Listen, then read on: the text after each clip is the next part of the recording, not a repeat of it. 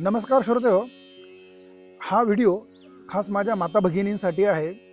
माता भगिनींसाठी PCODचा जो त्रास होतो हा कुंडलीमध्ये कशा पद्धतीने पाहिला जातो यासाठी हा व्हिडिओ आहे।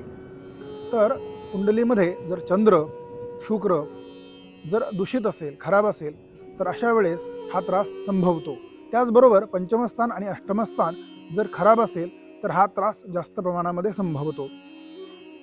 तर अशा केसमध्ये काय बरं शास्त्राने सांगितलं आहे किंवा यामध्ये काय उपाय सांगितलेले आहेत का?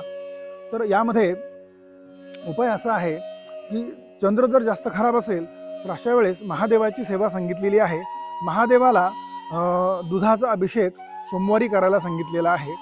त्याचबरोबर चांदीचं कडं किंवा चांदीची साखळी तुम्ही गळ्यामध्ये कायमस्वरूपी परिधान करू शकता। त्याचबरोबर शुक्र जर खराब असेल तर त्यासाठी दुर्गा मातेची सेवा तुम्ही या ठिकाणी करायची आहे। त्याचबरोबर पत्रिकेमध्ये मंगळ जर खराब असेल, शनी राहू केतूचा जर काही योग बनत असेल, अशा केसमध्ये सुद्धा PCODचा त्रास संभवत असतो। अशा केसमध्ये सुद्धा महादेवाची आणि दुर्गा मातेची सेवा अत्यंत पवित्र मानलेली आहे।